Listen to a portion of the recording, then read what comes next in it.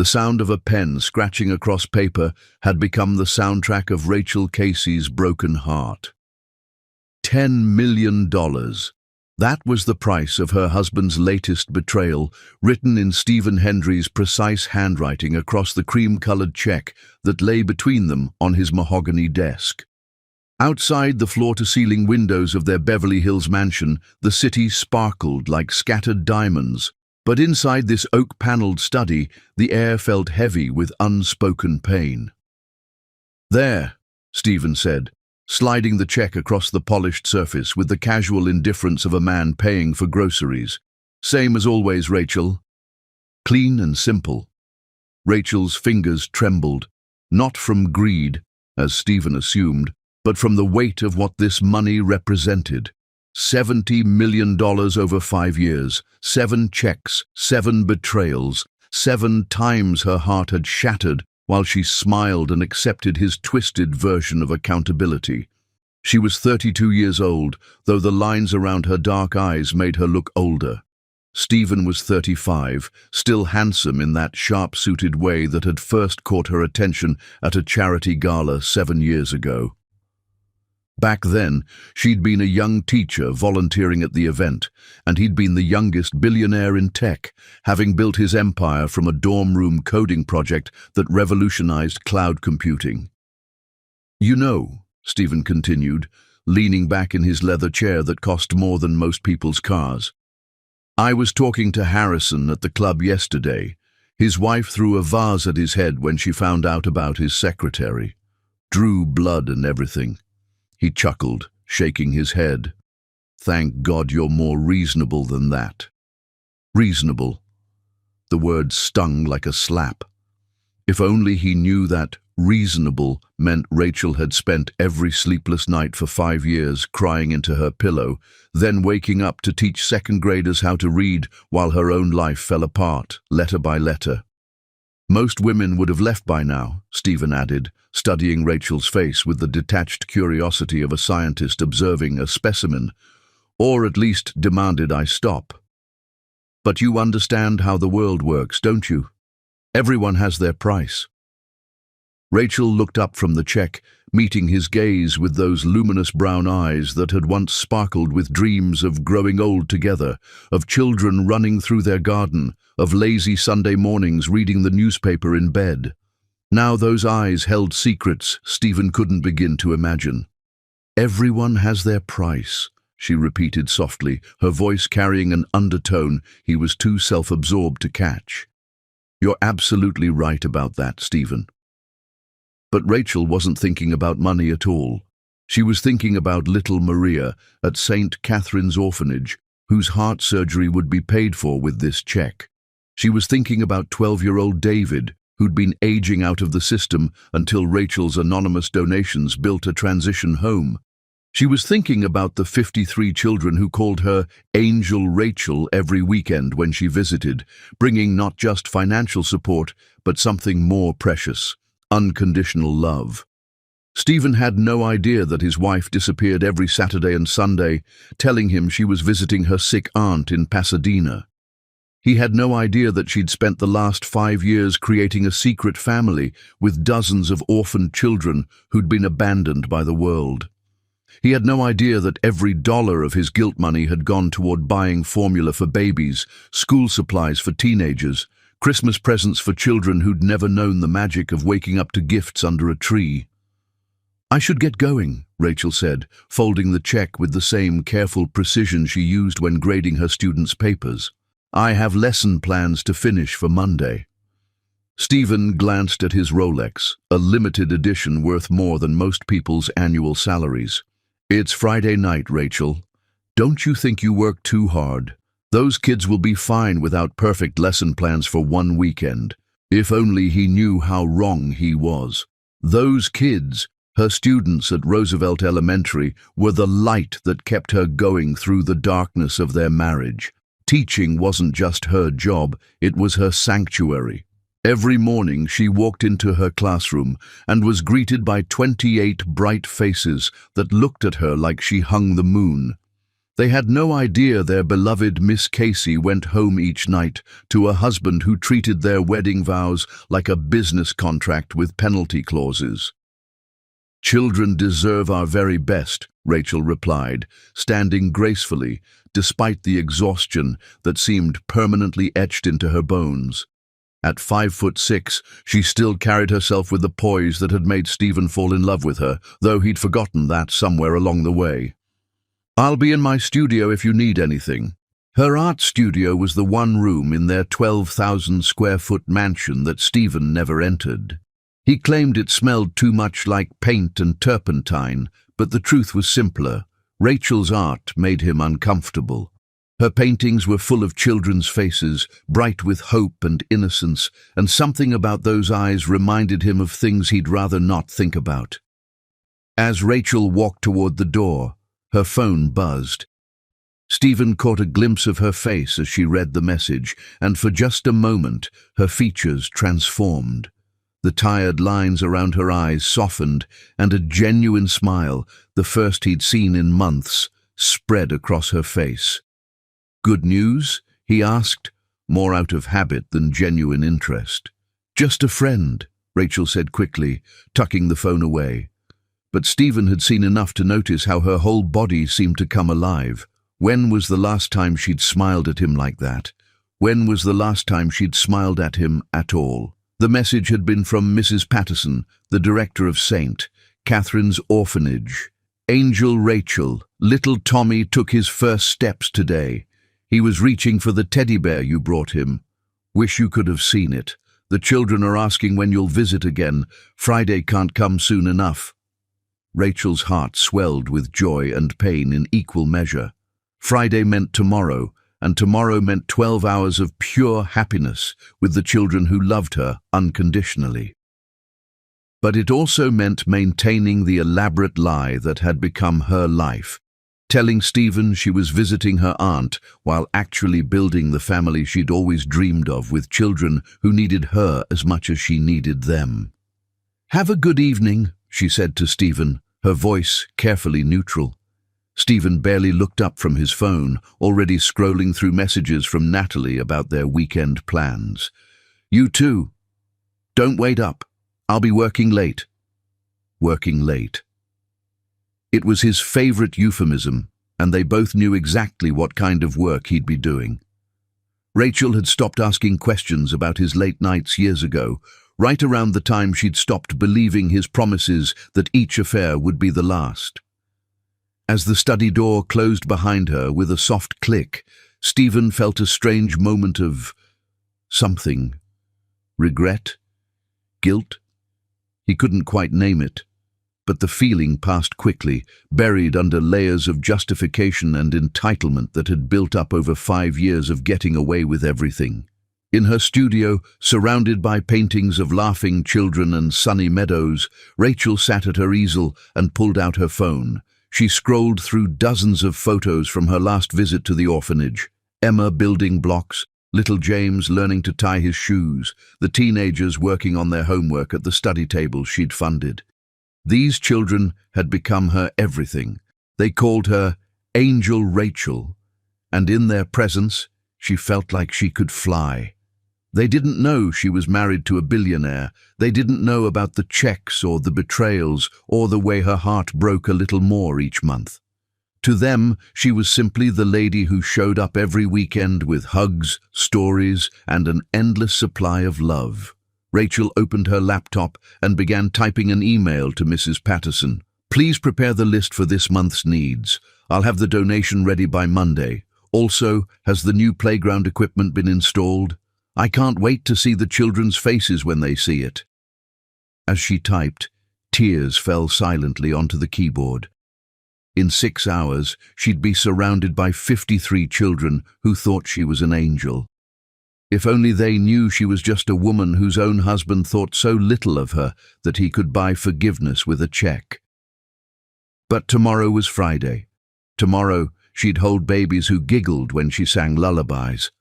Tomorrow, she'd help teenagers with their college applications, telling them they could be anything they dreamed of becoming. Tomorrow, she'd be the mother she'd always wanted to be, even if it was borrowed time with borrowed children. Stephen's voice drifted down the hallway as he talked on the phone, probably making plans with Natalie. Rachel closed her eyes and made a decision that would change everything, though she didn't know it yet. This would be the last check she'd ever accept, the last time she'd let Stephen's money buy her silence. The last Friday she'd lie about visiting her aunt, because even angels have their breaking point, and Rachel Casey had finally found hers. What Rachel doesn't know: Stephen's business partner has been watching Natalie, and what he's discovered will change everything. Chapter 2. The Marriage Foundation and Hidden Secrets. 5 years ago, Rachel Casey had believed in fairy tales, until the day she found lipstick on her husband's collar that wasn't her shade of red. The memory hit her like a physical blow as she sat in her car outside St. Catherine's orphanage the next morning, her hands gripping the steering wheel until her knuckles turned white. She'd been Mrs. Stephen Hendry for exactly 6 months when she'd made that devastating discovery, standing in their walk-in closet, holding his shirt like evidence of a crime. She could still remember every detail of that night: how Stephen had come home from his business dinner with cologne that smelled like vanilla and sin, how he'd kissed her forehead with lips that tasted like lies, how she'd waited until he fell asleep before crying silently in the bathroom until dawn. The confrontation the next morning had been excruciating. Stephen, caught red-handed with text messages from his assistant Jennifer sprawled across his phone screen, had done something that still took Rachel's breath away with its coldness. He'd opened his checkbook. 10 million, he'd said, his voice steady as granite. I messed up and I'm sorry. This should cover the pain and inconvenience. Rachel had stared at the check like it was written in blood. She was 28 years old, 18 months into what she'd thought was a perfect marriage. You think money can fix this? Rachel, be realistic, Stephen had replied, already adjusting his tie for another day of building his empire. He was 31 then, still riding the high of his company's IPO success. We both knew what we were getting into when we married. I'm a powerful man with opportunities. This way, everyone wins. You get financial security, and I get honesty instead of hysterics. The worst part hadn't been his arrogance. It had been the way he'd made her feel naive for expecting fidelity. Like she was the foolish one for believing in love, for thinking their wedding vows meant something sacred. But then, baby Emily at St. Catherine's had gotten pneumonia. Rachel had been volunteering at the orphanage since college, reading to the children every weekend as part of her teacher training program. When she'd learned that Emily, sweet 6-month-old Emily, who'd been found on the orphanage steps, needed expensive medical treatment that their limited budget couldn't cover, Rachel had made a choice that would define the next 5 years of her life. She'd deposited Stephen's guilt money into the orphanage's account. $10 million had saved not just Emily's life, but 17 other children who desperately needed surgeries, therapy, and medical care. It had funded new cribs, hired additional nurses, and transformed the orphanage's medical wing into something that actually gave these abandoned babies a fighting chance. Angel Rachel! The sound of children's voices snapped her back to the present as she stepped out of her modest Honda, a car she'd kept despite Stephen's insistence that she drive something more appropriate for a billionaire's wife. 53 children lived at St. Catherine's, ranging from tiny infants to teenagers on the verge of adulthood. To them, Rachel wasn't Mrs. Stephen Hendry, tech billionaire's wife. She was simply the lady who showed up every weekend with armfuls of books, art supplies, and a love so pure it could heal the deepest wounds. Miss Rachel, Miss Rachel. 8-year-old Emma came running, her dark curls bouncing as she launched herself into Rachel's arms. Emma had been at the orphanage since she was 3, her parents lost in a car accident that had left her with no family in the world, except for the family she'd found here. "Good morning, my sunshine," Rachel whispered, breathing in the scent of Emma's strawberry shampoo. This was what love felt like, Not complicated or conditional, but simple and pure as spring water. Mrs. Patterson, the orphanage director, approached with a knowing smile. She was 68 years old and had been running St. Catherine's for 30 years, long enough to recognize something special when she saw it. "Our angel arrives just in time," Mrs. Patterson said warmly. "The children have been asking about you all week, especially since you missed last weekend." Rachel's cheeks flushed with guilt. She'd missed last weekend because Stephen had insisted they attend his company's annual gala, 5 hours of watching him charm investors and potential business partners, while Natalie Dunn hovered at his elbow like a beautiful vulture. "I'm sorry," Rachel said genuinely. "I promise I'll make it up to everyone today." "Oh, my dear," Mrs. Patterson laughed. "You don't owe us anything. You've already given us everything." If only she knew how literally true that was. Over the past 5 years, Rachel had donated every penny of Stephen's guilt payments to St. Catherine's. $70 million had transformed the place from a struggling institution into a model facility that other orphanages studied and admired. New dormitories with cheerful yellow walls and comfortable beds. A state-of-the-art kitchen that served nutritious meals instead of processed food, a library filled with thousands of books, art rooms, music rooms, computer labs, and a playground that looked like something from a fairy tale. But more than the buildings and equipment, Rachel had given something invaluable: her heart. She knew every child's name, their favorite colors, their dreams and fears. She'd held them through nightmares, celebrated their achievements, and loved them with the fierce protectiveness of a mother bear. "Miss Rachel, look what I drew." 10-year-old Marcus came racing over, clutching a crayon drawing that showed a woman with long, dark hair surrounded by smiling children. At the top, in shaky letters, he'd written, "My Angel." Rachel's throat tightened with emotion. "It's beautiful, Marcus. Absolutely beautiful. It's you," he said proudly. "You and all of us. We're a family, right?" "The best family in the world," Rachel whispered, and meant every word. As the morning unfolded, Rachel threw herself into the organized chaos of weekend activities. She helped the toddlers with finger painting, read stories to the middle kids, and worked with the teenagers on their college essay drafts. Each child received her undivided attention, her unlimited patience, her boundless love.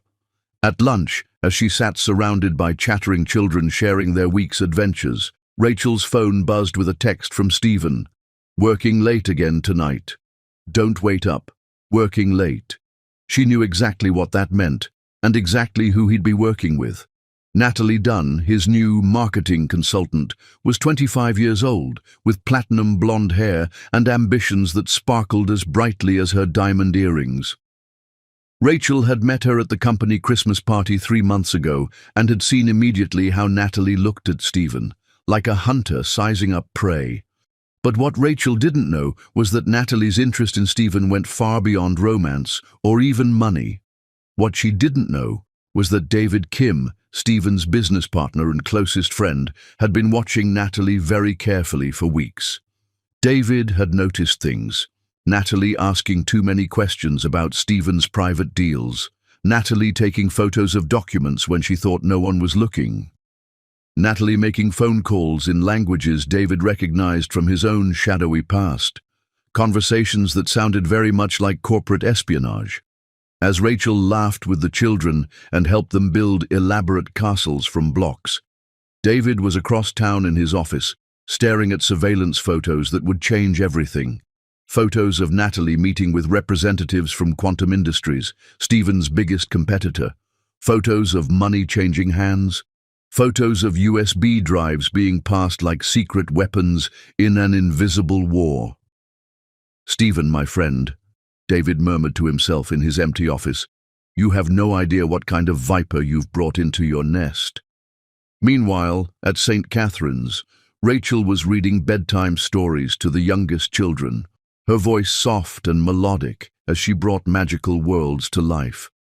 She had no idea that in just a few months, this perfect life she'd built in the shadows would collide with Stephen's world in ways that would test everything she believed about love, forgiveness, and the price of a human soul. As she tucked Emma into bed, the little girl grabbed her hand. "Miss Rachel, will you ever leave us?" Emma asked, her eyes wide with the kind of fear that only abandoned children truly understand. "Never," Rachel whispered, kissing Emma's forehead. "I will never, ever leave you, I promise." It was a promise she meant with every fiber of her being, but promises, as Rachel would soon learn, were sometimes broken by forces beyond anyone's control. Outside in the parking lot, as Rachel walked to her car under the starlit sky, she had no idea that someone was watching her. Someone who'd been hired to follow Stephen's wife and discover what she did with her mysterious weekend disappearances. Someone who worked for Natalie Dunn, and tomorrow that someone would deliver a report that would set in motion the most devastating betrayal of Rachel's life, one that would finally push her beyond her breaking point and force her to choose between the family she'd built and the marriage that was slowly killing her soul. But what Rachel doesn't know is that Natalie has been planning something far more sinister than just stealing her husband, and Stephen's business empire is about to become collateral damage in a war he doesn't even know he's fighting. Chapter 3. The Final Betrayal. The photograph in Rachel's trembling hands showed her husband kissing another woman in the exact spot where he'd proposed to her 7 years ago, Malibu Point. Their sacred place. The cliff overlooking the Pacific, where Stephen had gotten down on one knee with tears in his eyes, promising her forever with a voice that shook with emotion. Rachel had been 25 then, a young teacher fresh out of graduate school. Stephen had been 28, already a tech prodigy, whose company was about to go public. Now that sacred ground was defiled, tainted by Stephen's arms wrapped around Natalie Dunn's waist as they posed for what looked like an engagement photo. The image had been delivered to Rachel's classroom that Friday afternoon by a messenger who'd simply said, "Someone thought you should know." Rachel's students had been dismissed an hour ago, their cheerful voices echoing down the hallway as they headed home for the weekend. She sat alone at her desk, surrounded by colorful alphabet charts and inspirational posters, staring at the photo that had just shattered what remained of her heart. This wasn't just another affair, this was desecration. Her phone buzzed with a text from Stephen. "Taking a client to dinner tonight. Business opportunity. Will be very late. Client." Rachel almost laughed, but the sound that came out was more like a sob. She'd stopped believing his lies years ago, but this level of disrespect was breathtaking even for him. He wasn't even trying to be creative with his excuses anymore. Another text appeared, this one from an unknown number. "Check the society pages of tomorrow's Herald. Your husband has something to celebrate." Rachel's blood turned to ice. With shaking fingers, she Googled the Los Angeles Herald's online preview of their weekend society section. There, in the Spotted Around Town column, was a photo that made her stomach drop to the floor. Tech mogul Stephen Hendry was seen at Jeffrey's Malibu with marketing consultant Natalie Dunn, sparking rumors of a major business partnership. The pair seemed quite cozy as they discussed what sources say could be a revolutionary new venture. Could this be the beginning of something big? But it wasn't the article that destroyed her, it was the accompanying photo.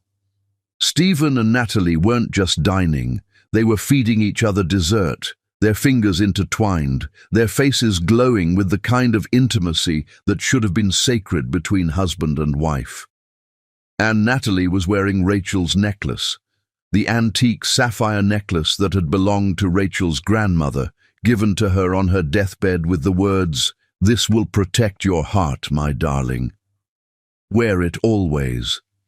The necklace Stephen had clasped around Rachel's neck on their wedding day, promising it would never leave her throat as long as they both lived. Rachel's hand flew to her bare neck. When had she last worn it? Last weekend, when Stephen had suggested she dress down for their dinner at home. He'd said the necklace looked too formal for a quiet evening together. She'd trusted him, taken it off, left it on her vanity. Now it was around another woman's throat, like a trophy of conquest. Rachel drove home in a daze, her mind struggling to process this new level of cruelty. Stephen had crossed every line, broken every boundary, but this felt different. This felt like he was actively trying to destroy her, not just betraying her. The mansion was empty when she arrived, just as she'd expected. Stephen's cars were gone, and the house felt cavernous and cold despite its opulent furnishings. Rachel walked through rooms that had once felt like home, but now seemed like a museum dedicated to broken dreams. In their bedroom, their marriage bed where she'd once felt safe and loved, Rachel found more evidence of Natalie's presence. A different perfume lingered in the air, long blonde hairs clung to Stephen's pillow. And on the nightstand, carelessly left behind, was a hotel key card from the Beverly Hills Peninsula with a note in Natalie's handwriting. Room 412, where dreams come true. Your future, N. Your future. Rachel sank onto the bed that had become a crime scene, the hotel key card cutting into her palm as she gripped it. 5 years of pain, humiliation, and betrayal crashed over her like a tsunami. But beneath the hurt was something new, a cold, crystalline clarity that cut through her emotions like a blade. She was done. Done pretending this was a marriage worth saving. Done accepting money as an apology for having her heart trampled. Done being treated like a business transaction in her own life. Rachel stood up and walked to her closet with purpose. She pulled out the simple black suitcase she'd taken on their honeymoon to Italy, back when Stephen had held her hand and promised her the world. Now she filled it with only the essentials, clothes that reminded her of who she'd been before Stephen, photos of her students and the orphanage children, and the few pieces of jewelry that had belonged to her family. She left behind everything Stephen had bought her, the designer clothes, the expensive jewelry, the first edition books he'd given her for birthdays. Without bothering to learn, she preferred mysteries to classics. Let Natalie have it all. She was welcome to the gilded cage. Rachel was finally escaping. At 9 o'clock that evening, Stephen's Maserati pulled into the circular driveway. Rachel heard his key in the lock, heard him calling her name with the casual assumption that she'd be waiting for him like she always was. Rachel, I'm home. Sorry I'm so late. The meeting ran longer than expected. She met him in the foyer, her suitcase at her feet, her spine straight as a sword. Stephen stopped short when he saw her, his face cycling through confusion, annoyance, and something that might have been fear. What's this about? He asked, gesturing at the suitcase with the same dismissive wave he might use to swat away a fly. Rachel reached into her purse and pulled out the photograph, the hotel key card, and a printout of the Herald article. She laid them on the marble console table between them like cards in a poker game where she held all the aces. Malibu Point, she said quietly. Our place. The place where you promised to love only me until death do us part. Stephen's face went pale as he recognized the photo. Rachel, I can explain. My grandmother's necklace, she continued, her voice growing stronger. Around her throat, in our bed, in a hotel room where she writes about being your future.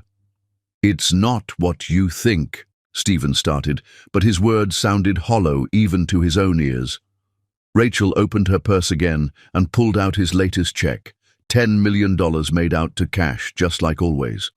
She held it up between them, and for a moment, Stephen relaxed. Here was the familiar pattern.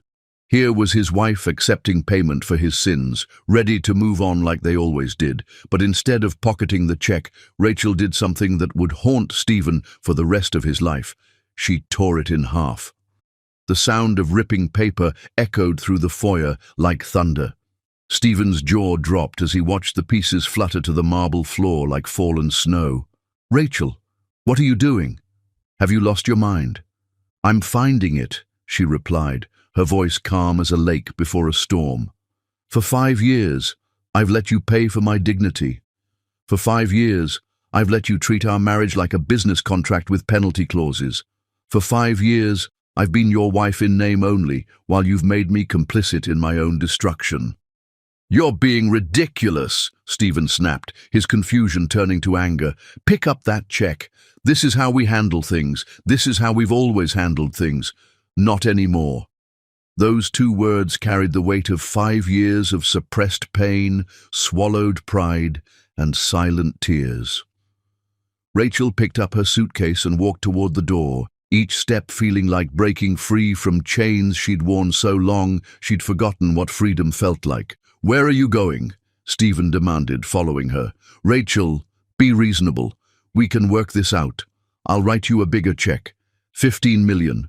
20 exclamation mark. Rachel paused at the threshold of the home she'd thought would shelter their dreams forever. When she turned back to look at Stephen, her eyes held a finality that made his blood run cold. Don't call me again, she said, her voice soft but absolute. Don't meet me again. The door closed behind her with a gentle click that somehow sounded louder than any slam. Stephen stood alone in his marble foyer, surrounded by luxury that suddenly felt as cold as a tomb. Within minutes, he was dialing Natalie's number, his pride wounded and his ego demanding validation. She finally showed her true colors, he told Natalie when she answered. Greedy and unreasonable. Good riddance.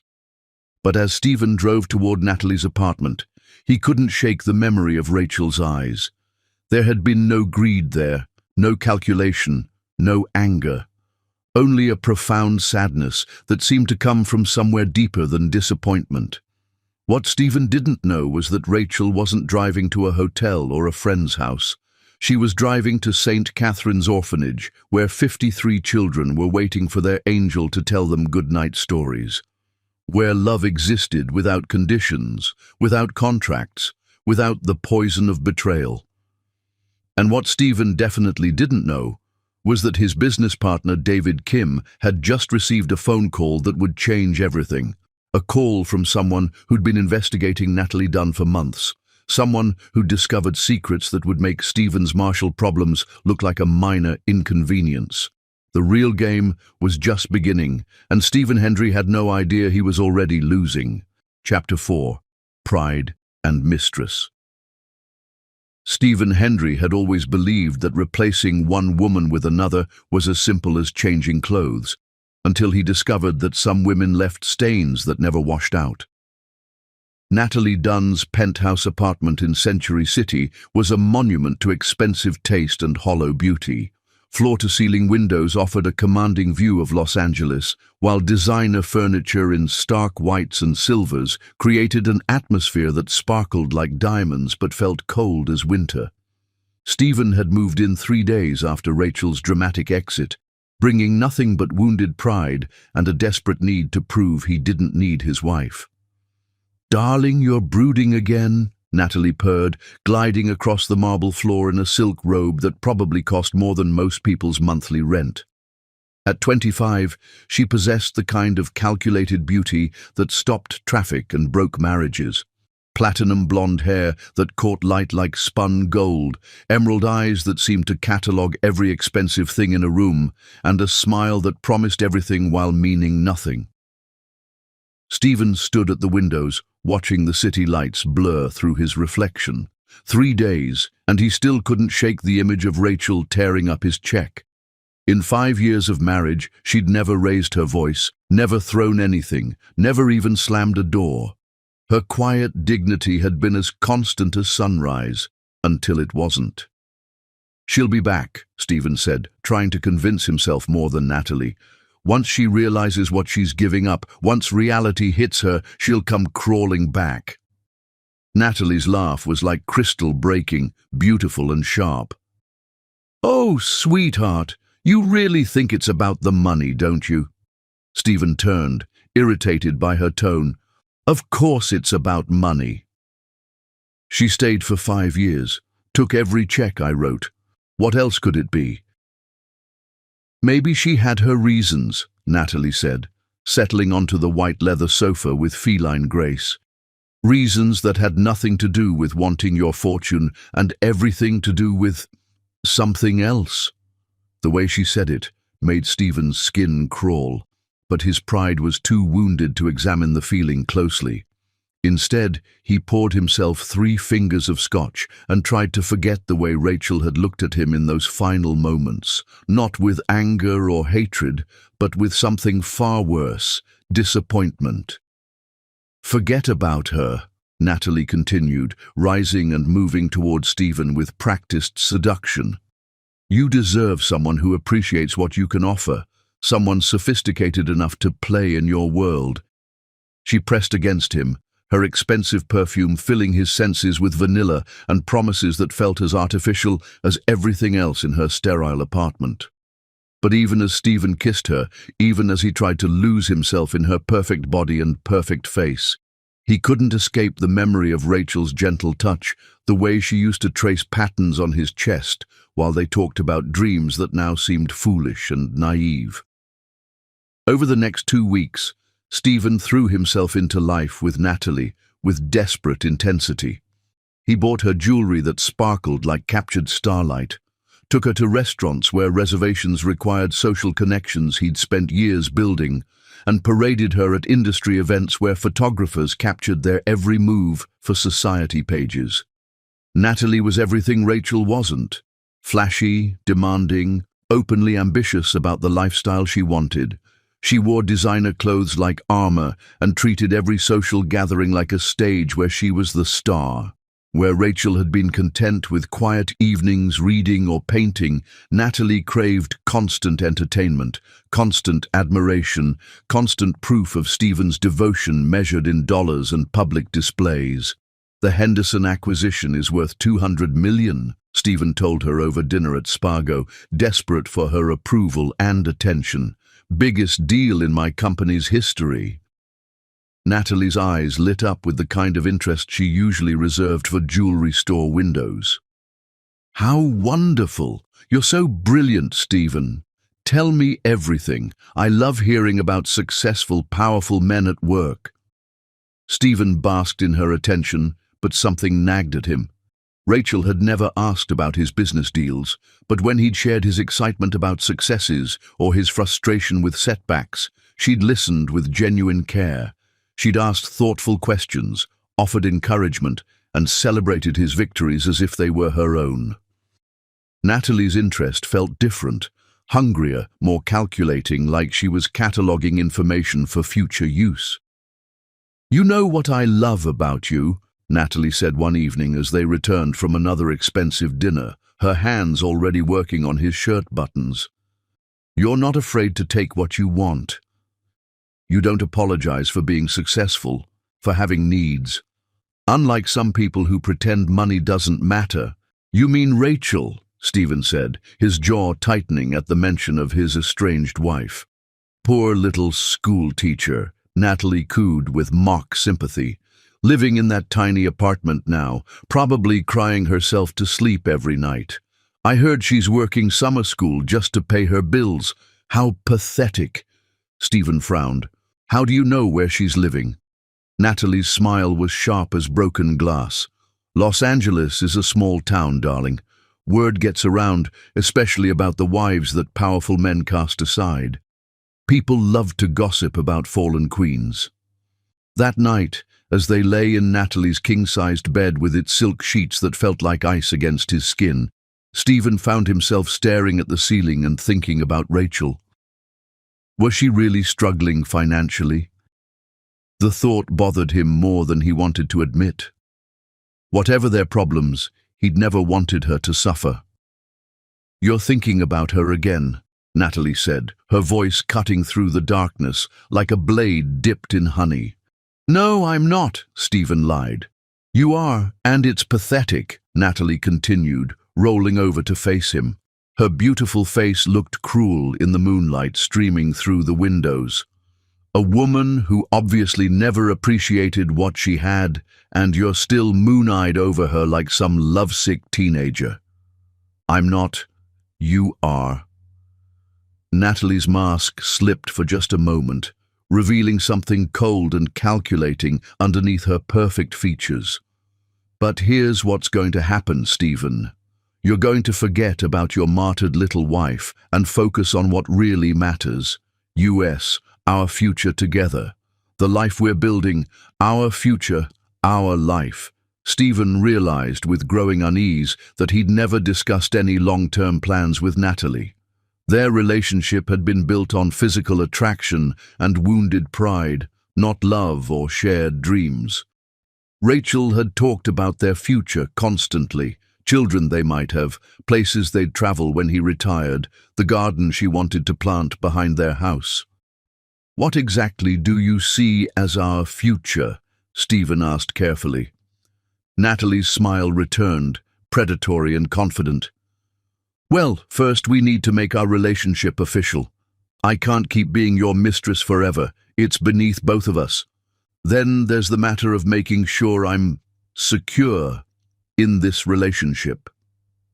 "Secure? Protected," Natalie clarified, her fingers tracing patterns on his chest that felt nothing like Rachel's gentle touch. "I've given up a lot to be with you, Stephen. I've turned down other opportunities, other men who were interested in me. I need to know that my investment in us will pay off." Investment. The word hit Stephen like cold water. Natalie was talking about their relationship like a business deal, calculating returns and minimizing risks. It was exactly how he'd treated his marriage to Rachel, and the parallel made him sick. "I see," Stephen said quietly. "I knew you'd understand," Natalie continued, apparently missing the chill in his voice. "You're a businessman. You know that everything worthwhile requires proper contracts and guarantees." Over the following days, Stephen began to see Natalie with clearer eyes. Her constant need for expensive gifts, her insistence on being photographed at high-profile events, her calculated responses to everything he said, it all added up to a picture he didn't like, but it was a conversation he overheard that finally opened his eyes completely. Natalie was on the phone in her bedroom, while Stephen waited in the living room, and her voice carried through the thin walls of the modern apartment. "Of course I'm playing the long game," she was saying to whoever was on the other end. "Stephen Hendry is worth $500 million. Do you think I'm going through all this just for fun? The man is completely clueless. He actually thinks I care about his boring business stories." Her laugh was like ice crackling. "Rachel Casey was an idiot for walking away from all that money, but her stupidity is my opportunity. By Christmas, I'll have a ring on my finger and a prenup that guarantees me at least $50 million if this doesn't work out. It's just a matter of making him feel like he needs me more than he needs his precious memories of St. Rachel." Stephen felt like he'd been punched in the stomach. Everything, every kiss, every smile, every declaration of affection had been an act. Natalie wasn't in love with him. She was in love with his bank account. The worst part wasn't her deception.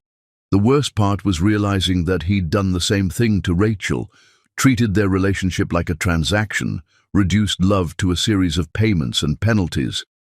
But Rachel had never been calculating or cruel. She'd endured his betrayals with dignity, accepted his money without demands, and loved him despite everything he'd done wrong. And he'd thrown it all away for a woman who saw him as nothing more than a walking ATM. That evening, Stephen packed his bags while Natalie was at her yoga class. He left a note on her marble counter. "Don't call me again. Don't meet me again. Find another fool to fund your lifestyle." As he drove away from the penthouse, Stephen felt hollow but oddly cleansed. He'd traded his angel wife for a beautiful devil, and the devil had shown him exactly what he'd become, a man who thought everything could be bought and sold, including love. But as he pulled into the driveway of his empty mansion, Stephen had no idea that his real journey was just beginning. Because somewhere across town, Rachel was reading bedtime stories to children who loved her unconditionally, and soon he would discover that the woman he'd lost was worth more than all his money combined. Little did Stephen know that tomorrow would bring a phone call that would shatter everything he thought he knew about the woman who'd shared his bed for 5 years, and force him to confront the devastating truth about where his guilt money had really gone. Chapter 5. The Trap Tightens. Stephen Hendry returned to his empty mansion like a man walking back from his own funeral, alive but fundamentally changed by what he'd buried.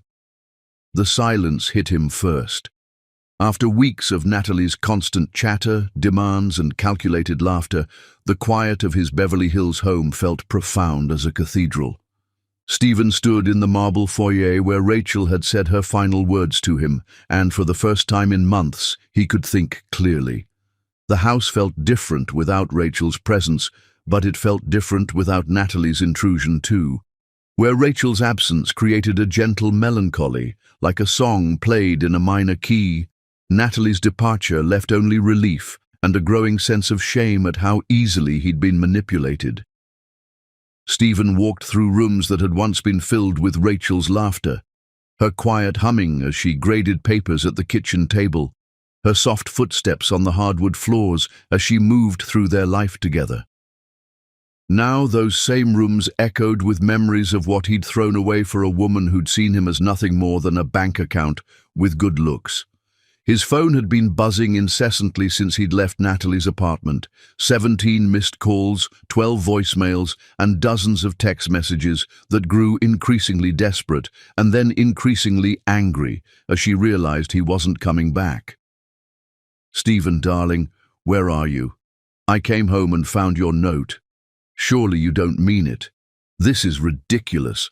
Call me back right now. We need to talk about this like adults. You're making a huge mistake. I love you, Stephen. Don't throw away what we have." "Fine. Run back to your pathetic memories of that frigid wife of yours. See how well that works out for you." Stephen deleted the messages without reading them all. Natalie's true colors were showing now that her meal ticket had walked away, and every word confirmed that his decision was right. But being right didn't fill the emptiness inside him. He poured himself a scotch and wandered into Rachel's art studio, a room he'd avoided since she'd left 3 weeks ago. The space still smelled faintly of her lavender perfume, and the paint she'd used to create worlds of joy he'd never bothered to understand. Her paintings lined the walls like windows into a soul he'd never taken time to explore. Children laughing in sunlit gardens, families holding hands beneath starry skies, scenes of pure happiness and love that seemed to glow with their own inner light. How had he lived with this woman for 5 years and never really seen her? Stephen's phone rang, startling him from his brooding. For a moment, his heart leaped with the impossible hope that it might be Rachel calling. Instead, the caller ID showed David Kim, his business partner and oldest friend. "You left Natalie," David said without preamble when Stephen answered. It wasn't a question. "How did you—" "Never mind, yes, I left her. It was a mistake from the beginning." "Good," David said with obvious relief. "I've been worried about you, Stephen. That woman was poison, and everyone could see it except you. Why didn't you say something?" David's laugh was rueful. "Would you have listened? You were so determined to prove you didn't need Rachel, so convinced that trading up was the answer to your problems. Sometimes people have to learn lessons the hard way." Stephen sank into Rachel's desk chair, surrounded by evidence of the woman he'd failed to appreciate. "I think I'm learning, but it might be too late." "It's never too late if you're finally ready to see the truth," David said gently. "Speaking of which, there's something I need to tell you." "About Rachel." Stephen's grip tightened on the phone. "What about her?" "I've been keeping an eye on her situation, making sure she's safe, that she's okay financially. I know you never asked me to, but I felt responsible somehow." "Responsible for what?" Stephen asked, though part of him dreaded the answer. "For not trying harder to make you see what you had." David said quietly, "for watching you destroy the best thing in your life and not doing enough to stop you." Stephen closed his eyes, guilt washing over him like a tide. Even his friends had seen Rachel's worth more clearly than he had. Where is she living? Is she struggling? "That's what I need to talk to you about," David said, his voice careful. "Stephen, Rachel isn't struggling financially. In fact, she's never touched her personal savings, never used any of the credit cards linked to your accounts. She's been living off her teacher's salary and some kind of other income." "Other income. I don't know where it comes from," David admitted. "But Stephen, your wife has been donating massive amounts of money to charity. Hundreds of thousands of dollars, maybe millions, going to various children's organizations and non-profits." Stephen felt like the world had tilted on its axis. "That's impossible. Rachel doesn't have that kind of money." "That's what I thought too. But the financial records don't lie. For the past 5 years, Rachel has been one of the most generous philanthropists in Los Angeles, and nobody knows where her funding comes from." The silence stretched between them as Stephen tried to process this information. Rachel had been giving away millions of dollars. Where had she gotten that kind of money? And then, like lightning striking in a clear sky, the answer hit him. "The checks," Stephen whispered. "What checks?" "The checks I wrote her, after every affair. $10 million, 7 times over 5 years. I assumed she was keeping them for herself." David was quiet for so long that Stephen wondered if the call had dropped. When he finally spoke, his voice was filled with awe and something that sounded like grief. "Stephen, are you telling me that Rachel took your guilt money and gave it all away?" I don't know. Maybe. God, I never asked." $70 million, David said slowly. "If she donated all of it, Stephen, your wife has been one of the largest anonymous philanthropists in the city. Do you have any idea how many lives that could have changed?" Stephen felt sick. All these years he'd thought Rachel was greedy, materialistic, staying with him for the luxury and security his money provided. Instead, she'd been turning his betrayals into blessings for people who needed help. "I have to find out," Stephen said, his voice shaking. "I have to know what she did with that money." "Be careful," David warned. "If I'm right about this, if Rachel really has been giving away millions in your name, then you're going to have to face some hard truths about who she is versus who you thought she was." After David hung up, Stephen sat in Rachel's studio surrounded by her paintings of happy children and felt like he was drowning in his own ignorance. Had those children in her artwork been real? Had they been beneficiaries of the money he'd paid for her silence? He thought about all the times Rachel had disappeared on weekends, claiming to visit her sick aunt in Pasadena. He'd never questioned these trips, never offered to come along, never even asked about the aunt's condition.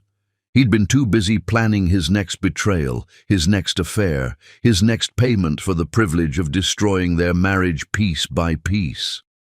What if there had been no sick aunt? What if Rachel had been visiting children, helping families, using his guilt money to heal wounds he didn't even know existed? Stephen's hands shook as he pulled out his phone and began searching for information about children's charities in Los Angeles. Names blurred together: orphanages, hospitals, scholarship funds, meal programs. Any one of them could have been touched by Rachel's generosity, could have been saved by money he'd never bothered to track after writing the checks. As the hours passed and the sun set outside Rachel's studio windows, Stephen began to understand the magnitude of what he'd lost. Not just a wife, but a saint. Not just a woman, but someone who'd figured out how to transform pain into purpose, betrayal into blessing. And he'd let her walk away because he'd been too blind, too selfish, too convinced of his own narrative to see the truth that was right in front of him. Tomorrow, Stephen decided, he would start looking for answers. He would find out where Rachel had gone, what she'd done with his money, and who she really was beneath the surface he'd never bothered to explore. But tonight, Sitting in her empty studio surrounded by paintings of children who might owe their happiness to her secret generosity, Stephen Hendry finally began to understand what love really looked like. And it looked nothing like what he'd given her. As Stephen sat alone with his devastating realizations, he had no idea that Rachel was across town at an orphanage, reading bedtime stories to 53 children who called her Angel, children whose lives had been saved by the very money he'd thrown at her like pieces of silver, never knowing she was turning each coin into pure gold. Chapter 6. The Discovery. The mansion that had once been Stephen's palace now felt like a mausoleum, and he was about to discover that the woman he'd buried there had been an angel all along. 4 weeks had passed since Rachel had walked out of his life. 4 weeks since Stephen had ended things with Natalie and returned to the echoing emptiness of his Beverly Hills home. The house felt too quiet, too empty, too full of memories that cut like broken glass every time he tried to forget them. He'd been living like a ghost, haunting rooms that had once been filled with Rachel's gentle presence. Her coffee mug still sat in the kitchen sink, unwashed since the morning she'd left. Her books remained on the nightstand, bookmarks still holding her place in stories she'd never finish. Her absence lingered in every corner like a perfume that grew stronger instead of fading. The sleepless nights had become routine now. Stephen would lie in their bed, his bed now, staring at the ceiling and thinking about David's words. If Rachel really has been giving away millions in your name, then you're going to have to face some hard truths about who she is versus who you thought she was. The question had been eating at him for days, growing from a whisper to a roar that drowned out every other thought. Where had the money gone? What had Rachel done with $70 million over 5 years? And why had she continued driving her Honda, teaching at the same school, living as if the money meant nothing to her? Tonight, driven by insomnia and a desperate need for answers, Stephen had finally decided to stop wondering and start looking. Rachel's studio was exactly as she'd left it.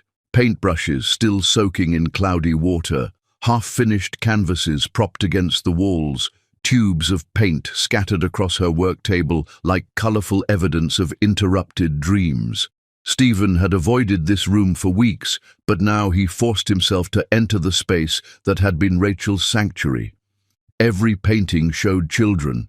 Children laughing, children playing, children reading books under sunny skies. Their faces glowed with innocence and happiness, and their eyes seemed to follow Stephen as he moved through the room like a trespasser in a sacred space. These weren't her students from Roosevelt Elementary. He'd met those children at school events. These were different children, younger and older, faces he'd never seen before. Who were they? And why had Rachel painted them with such loving detail? Stephen's hands shook as he approached Rachel's desk, a simple white piece she'd bought second-hand and painted herself. The drawers were unlocked, trusting in a way that made his chest ache with shame. Rachel had never hidden anything from him because she'd never had anything to hide. Or so he'd thought. The first drawer contained ordinary things: pens, art supplies, teaching materials. But in the second drawer, Stephen found a manila folder that made his breath catch in his throat. Inside were dozens of photographs, all featuring Rachel with children Stephen had never seen before. But these weren't casual snapshots. They were professional quality pictures, taken in a place that looked like a bright, cheerful facility with yellow walls and colorful murals. In every photo, Rachel glowed with a happiness Stephen had never seen on her face during their marriage. She was reading to toddlers, helping teenagers with homework, pushing little ones on swings, holding babies with the tenderness of a Madonna. The children looked at her with pure adoration, their faces shining with love that needed no payment, no conditions, no complicated contracts. At the bottom of the folder was a business card that made Stephen's legs give out. Saint. Catherine's Orphanage, where every child finds family, an orphanage. Rachel had been visiting an orphanage every weekend for 5 years, telling him she was caring for a sick aunt who'd never existed. With trembling hands, Stephen reached for the third drawer. Inside, he found a leather-bound journal with Rachel's name embossed in gold on the cover. Stephen had given it to her for their first anniversary, back when he'd still cared about thoughtful gifts and romantic gestures. He'd assumed she'd never used it. Rachel had never seemed like the diary-keeping type. He opened to the first entry, dated exactly 5 years ago. Stephen gave me a journal today. He said I should write down my thoughts, my dreams, the things that make me happy. I don't think he realizes that lately, the only things that make me truly happy are my students and my weekend visits to St. Catherine's. The children there have such beautiful souls. They love so freely, so completely, despite everything they've lost. Today, little Emma hugged me and said, "I smell like sunshine. I want to be someone's sunshine. I want to matter in a way that has nothing to do with money or status or being the right kind of wife." Stephen's throat tightened as he flipped through pages of entries that revealed a woman he'd never really known. Rachel had written about her students with the devotion of someone who saw teaching as a calling, not just a job. She'd written about the orphanage children with a tenderness that made Stephen's eyes burn with unshed tears. But it was an entry from 3.5 years ago that shattered his world completely. Stephen had another affair today. Jennifer from accounting. He gave me a check for $10 million, like my pain has a price tag. I wanted to throw it back at him, to scream that I'm not for sale, that our marriage isn't a business transaction. But then I thought about baby Michael at St. Catherine's, who needs heart surgery, and little Sophia, who's been waiting months for someone to sponsor her adoption paperwork, and the teenagers who dream of college but have no money for applications. Stephen's guilt money can become their hope. His betrayals can become their blessings. Maybe there's purpose in my suffering after all. The journal fell from Stephen's trembling hands. Every entry revealed the same devastating truth. Every penny of his guilt payments had gone to the orphanage. $70 million over 5 years, transformed from tokens of his shame into lifelines for children who had nothing. Emma asked me today why I sometimes look sad when I think no one is watching. I told her that angels cry sometimes too, but only because they love so much it hurts. She hugged me and said she'd protect me from whatever made me sad. A 7-year-old orphan wanting to protect me. I don't deserve these children's love, but I need it more than air. Stephen bought me diamond earrings today, his idea of an apology for missing our anniversary dinner. They cost more than most people make in a year. I smiled and thanked him, then sold them quietly and used the money to buy new playground equipment for St. Catherine's. Watching 50 children discover joy on swings and slides is worth more than any jewelry could ever be. I dream sometimes about what it would be like if Stephen knew about the children. Would he understand? Would he want to meet them, to see how his money, our pain, has been transformed into pure love? Or would he be angry that I turned his payments into charity instead of keeping them for myself? I'll never know, because I can never tell him. The children's safety and happiness matter more than my own heart. Page after page, year after year, the journal revealed a woman who'd taken Stephen's cruelest betrayals and alchemized them into gold, not for herself, but for children who'd been abandoned by everyone else in the world.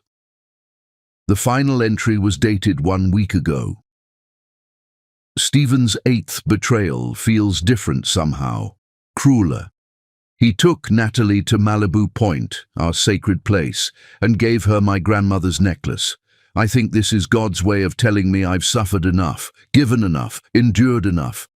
I've saved 53 children with Stephen's guilt money, given them hope and love and futures they never would have had otherwise. But I can't save myself if I stay. Tonight, I pray for the strength to finally choose my own happiness over their financial security.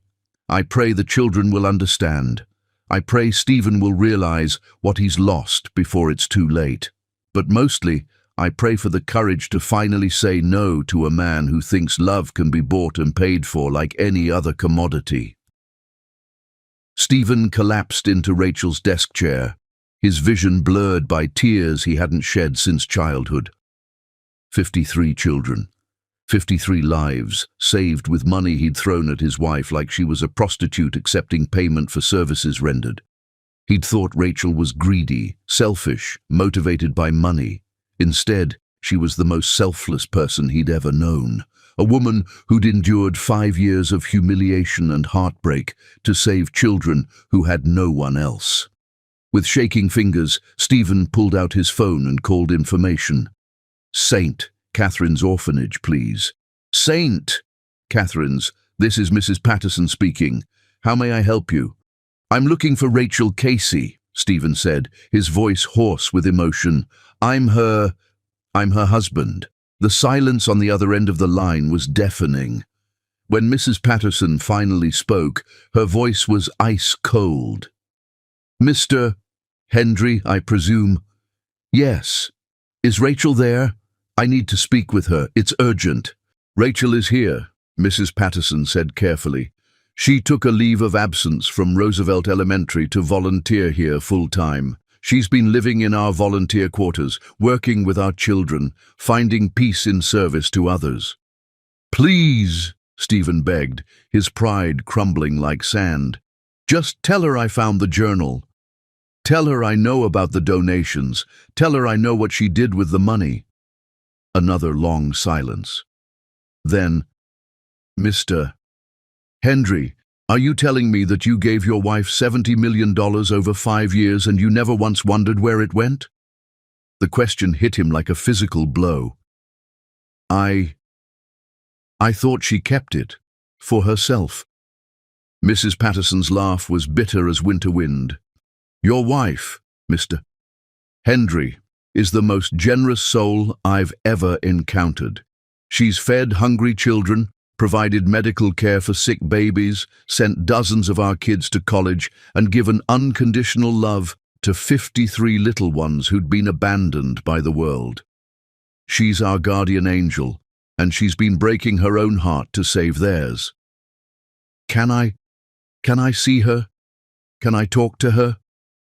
No, Mrs. Patterson said firmly. Rachel has asked that we not allow you on the property. She's building a new life here, Mr. Hendry, one where she's valued for her heart instead of her willingness to accept payment for pain. She's found her true family, children who love her unconditionally, who see her for the angel she truly is. Please, Stephen whispered. I know I don't deserve her forgiveness, but I need her to know that I understand now. I need her to know that I see who she really is. Mr. Hendry, Mrs. Patterson said, her voice softening slightly. Rachel spent 5 years trying to show you who she was. You weren't looking then. What makes you think you're capable of seeing her clearly now? The line went dead, leaving Stephen alone with the devastating truth of what he'd lost. Not just a wife, not just a marriage.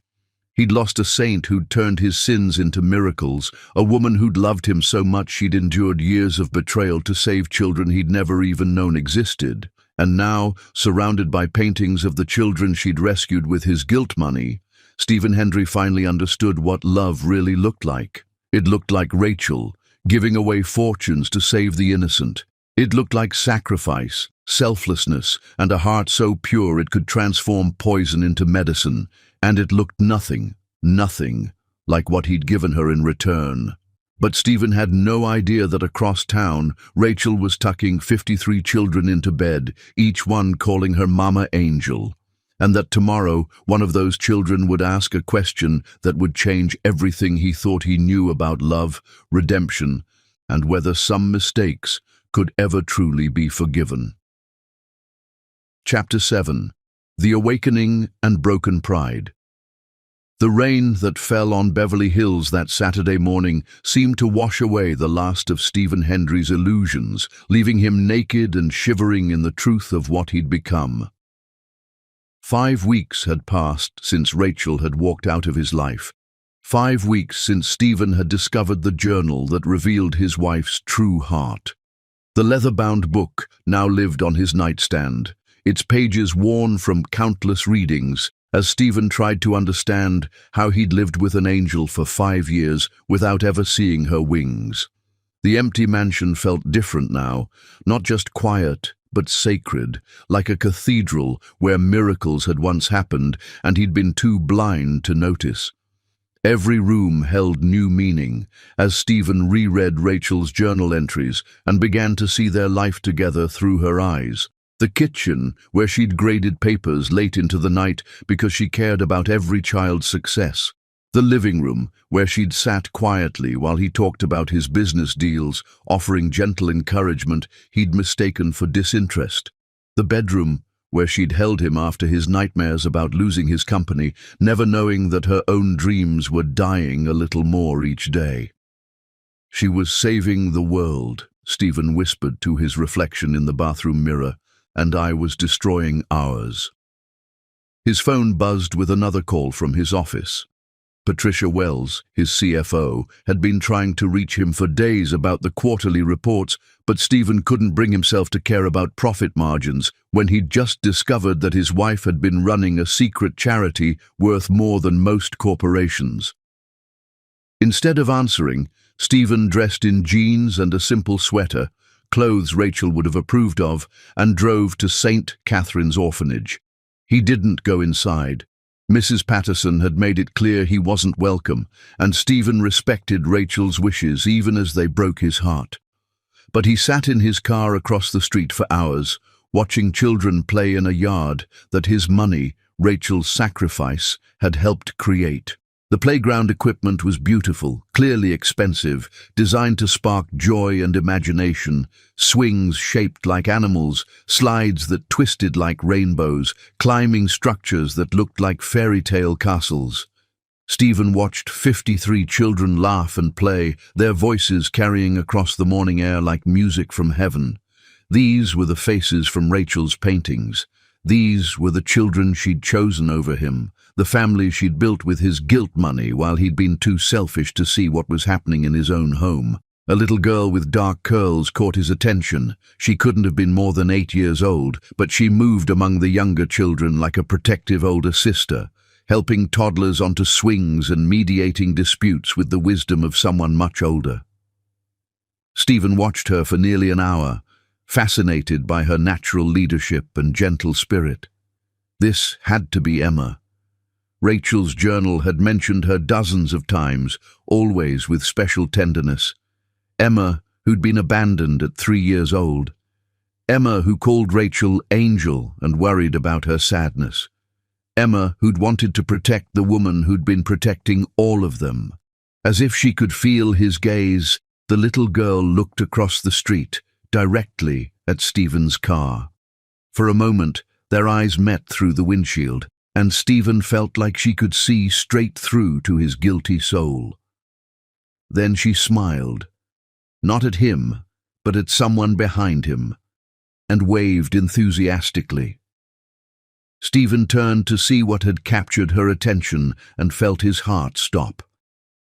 Rachel was walking up the sidewalk toward the orphanage, her arms full of books and art supplies, her face glowing with the happiness Stephen had never been able to give her.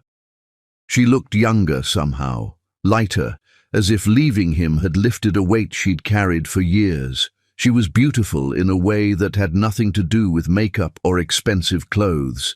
This was the beauty of purpose, of love freely given and joyfully received. This was the woman Stephen had married, the woman he'd slowly crushed under the weight of his betrayals until she'd finally found the strength to fly away. "Angel Rachel!" the children shouted, abandoning their games to run to her. She knelt on the sidewalk, not caring about her simple dress, and opened her arms to embrace as many of them as she could hold. Stephen watched through tears as Rachel was surrounded by 53 children, who loved her unconditionally. They fought gently for her attention, showing her drawings and sharing stories about their week, basking in the warmth of her smile like flowers turning toward the sun. This was what love looked like. Not transactions or contracts or guilt payments, but this pure joy, this mutual adoration, this family built on choice rather than obligation. Rachel stood and began walking toward the orphanage entrance, still surrounded by chattering children. For just a moment, she glanced across the street and saw Stephen's car. Their eyes met for the first time in 5 weeks, and Stephen felt his heart shatter all over again. There was no anger in her gaze, no hatred or bitterness. There was only a profound sadness, the same expression she'd worn the night she'd left him. She looked at him the way someone might look at a beautiful vase that had been irreparably broken, with grief for what had been lost, but acceptance that some things couldn't be fixed. Then she turned away and disappeared into the building with her children, leaving Stephen alone in his car with his regrets. That evening, Stephen sat in his study and did something he hadn't done since college. He wrote a letter by hand. Dear Rachel, I know you don't want to see me or speak to me, and I understand why. I know Mrs. Patterson won't let me on the property, and I respect that decision. But I need you to know that I found your journal, your photos, the truth about where my money really went. For 5 years, I thought you were taking my guilt payments because you were greedy, because you cared more about money than our marriage. I was wrong about everything. You weren't taking my money. You were transforming it. You turned my betrayals into blessings, my sins into salvation for children who needed miracles. I watched you today with the children. I saw how they love you, how you light up in their presence in a way you never did with me. I understand now that I didn't lose you to another man, or to pride, or to stubbornness. I lost you to love, real love, the kind that gives everything and asks for nothing in return. I don't deserve your forgiveness. I don't deserve a second chance. I don't even deserve to know the details of the beautiful work you've been doing while I was destroying our marriage one affair at a time. But I need you to know that I see you now. I see your heart, your sacrifice, your incredible capacity for turning pain into purpose. You are the best person I've ever known, Rachel. You are everything I should have been, and everything I failed to become. Those children are lucky to have you, and I was the luckiest man in the world until I threw it all away. I'm not asking you to come back. I'm not asking you to forgive me. I'm just asking you to know that someone finally sees the angel you've always been. With all my love and deepest regret, Stephen. He sealed the letter in an envelope and addressed it to Rachel at St. Catherine's Orphanage. Then he sat in his empty house and began the hardest work of his life, learning to live with the knowledge of what he'd lost and what he'd never deserved in the first place. Outside, the rain continued to fall, washing the city clean and carrying away the remnants of the man Stephen Hendry used to be. In his place sat someone smaller, humbler, broken by the truth but somehow more real than he'd ever been before. Tomorrow, he would find a way to help the orphanage without intruding on Rachel's new life. Tomorrow, he would figure out how to honor the incredible work she'd done with his money without expecting anything in return. Tomorrow, he would begin the long journey of becoming the man Rachel had once believed he could be, not for her, because he knew she was lost to him forever, but for the 53 children who called her Angel and deserved a world filled with people who understood what real love looked like. But tonight, Stephen Hendry sat alone with his regrets and his letter, finally understanding that the greatest love story of his life had been happening right under his nose, and he'd been too blind to see it until it was gone. Across town, Rachel was reading Stephen's letter by the light of her small bedside lamp, tears streaming down her face as she realized that sometimes the deepest pain comes not from being abandoned, but from finally being truly seen. Just a little too late. Chapter 8. the first crack in his heart. 6 weeks after losing his wife, Stephen Hendry stood at the gates of paradise and discovered that redemption sometimes comes through the eyes of a child. The letter had been delivered to St. Catherine's Orphanage on a Tuesday morning, carried by a courier who'd been instructed to wait for no response. Stephen had spent 3 sleepless nights crafting those words, pouring his heart onto paper in a way he'd never done during 5 years of marriage. He hadn't expected an answer. Rachel had made her position clear through Mrs. Patterson's icy rejections. But Thursday afternoon his phone had rung. Mr. Hendry. The voice was elderly, measured but no longer hostile. This is Mrs. Patterson from St. Catherine's. Stephen's hand had trembled as he'd gripped the phone. Yes? Rachel read your letter. She cried for a long time after reading it. Then she asked me to call you. She wants to see me. Hope had flared in Stephen's chest like a struck match. No, Mrs. Patterson had said gently, extinguishing that flame. She's not ready for that, and I'm not sure she ever will be. But she said something that surprised me. She said that if you truly want to understand what your money became, if you really want to see the miracles you helped create, then perhaps you should meet the children who call her Angel. Which was how Stephen found himself on Saturday morning, standing outside St. Catherine's Orphanage with his heart hammering against his ribs and his hands sweating despite the cool October air. He'd dressed carefully, simple khakis and a blue button-down shirt, nothing flashy or expensive. He wanted to look like someone who belonged here, though he suspected he never would. The building was more beautiful than he'd expected. Soft yellow walls, cheerful murals of rainbows and animals, windows that sparkled in the morning sun. Gardens bloomed with flowers tended by small hands, and playground equipment gleamed with the kind of care that spoke of love, not just maintenance.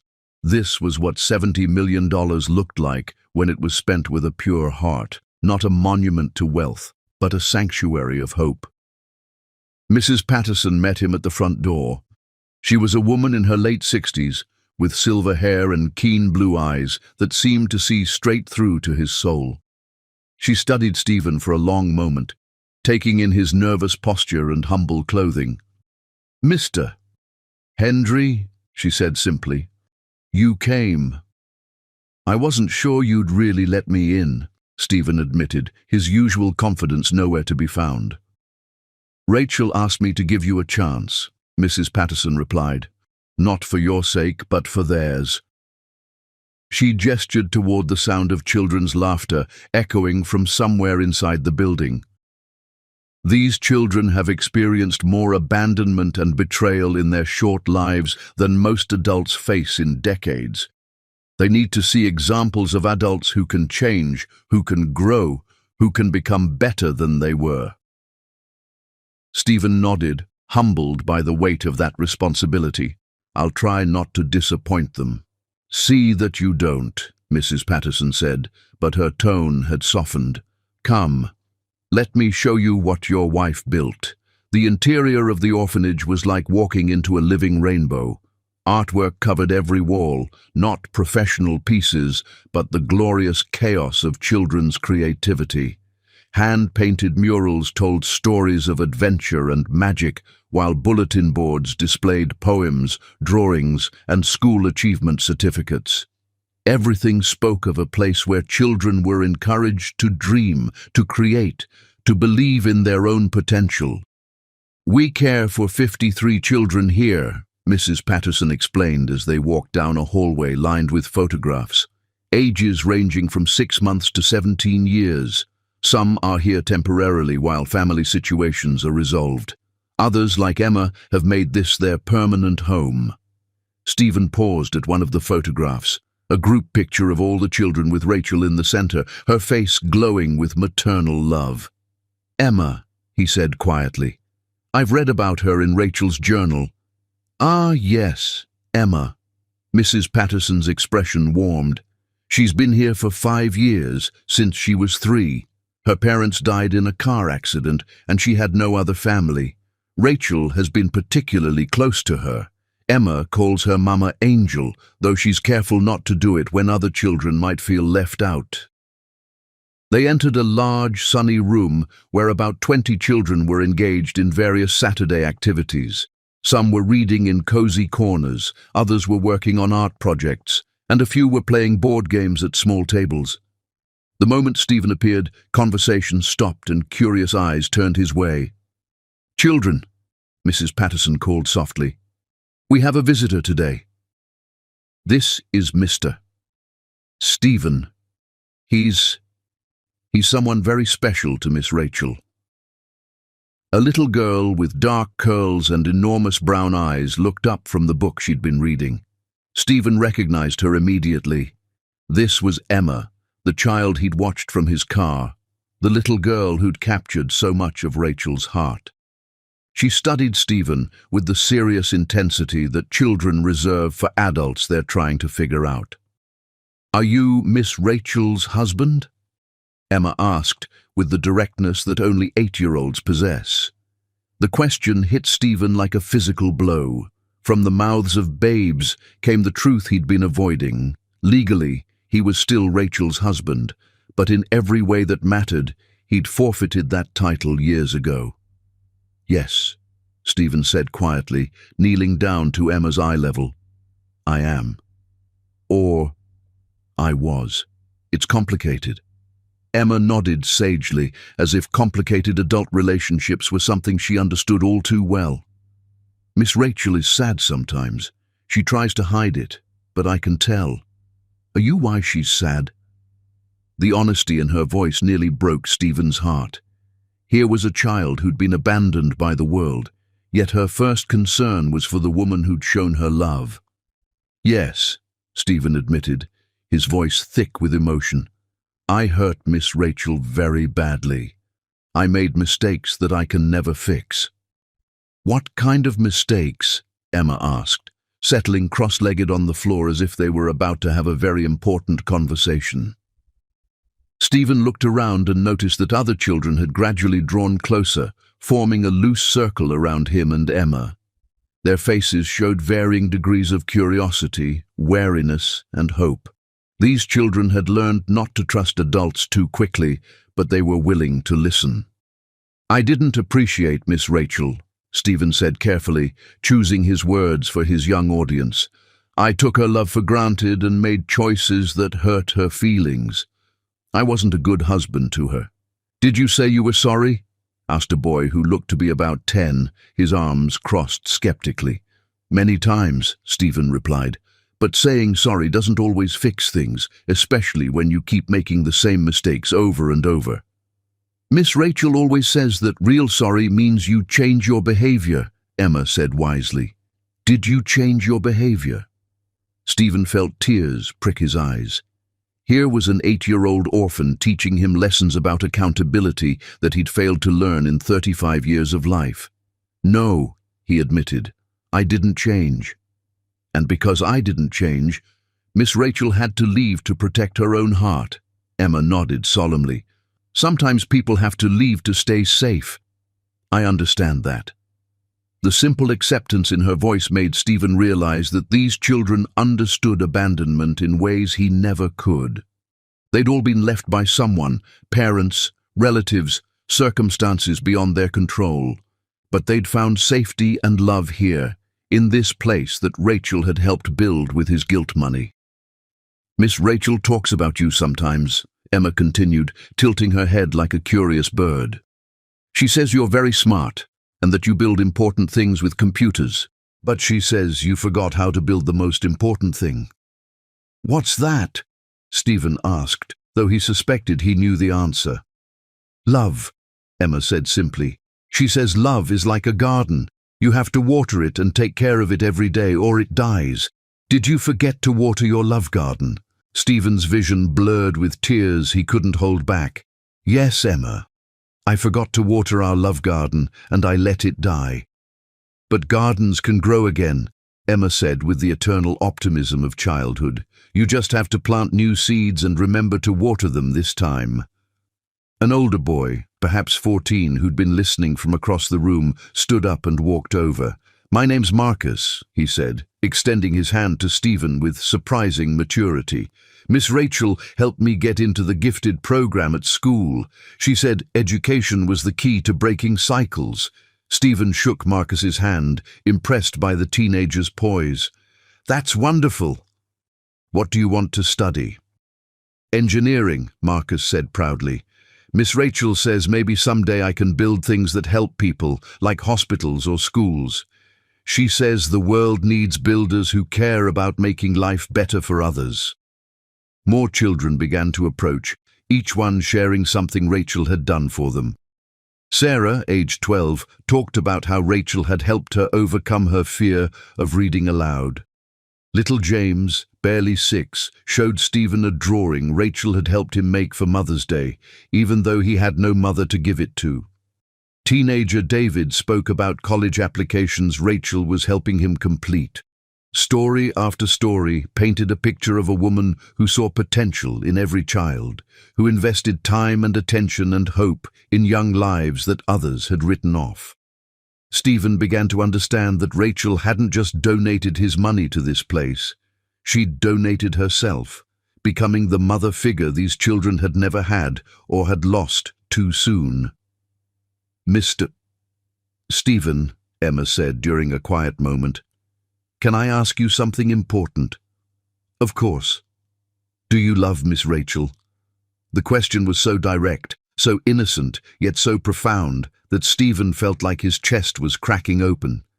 "Yes," he whispered, "I love her more than anything in the world, but I didn't know how to show it properly." "Then maybe you should learn," Emma said matter-of-factly. "Miss Rachel taught me how to tie my shoes when I was little. She taught Marcus how to do algebra. She taught Sarah how to be brave. Maybe she could teach you how to love better if you asked nicely." Stephen looked into Emma's wise 8-year-old eyes and saw something that took his breath away. Hope. Not naive optimism, but the hard-won hope of a child who'd survived loss and found family in unexpected places. These children believed in second chances because Rachel had given them second chances. They believed in redemption because they'd experienced it firsthand. "Emma," Stephen said softly, Would you teach me about Miss Rachel? Would you tell me what makes her happy, what makes her smile, what she needs to feel loved?"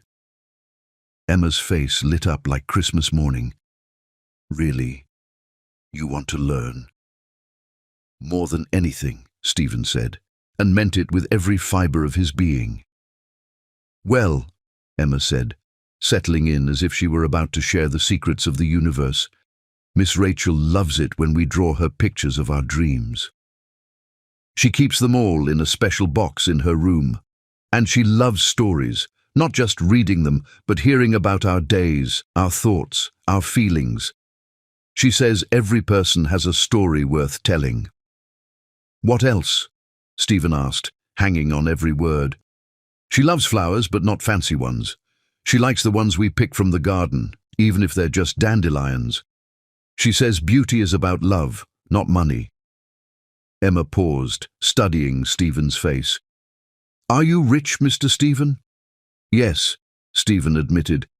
"Miss Rachel says being rich is only good if you use your money to help others. She says money is like water. If you keep it all in one place, it gets stagnant, but if you share it, it helps things grow."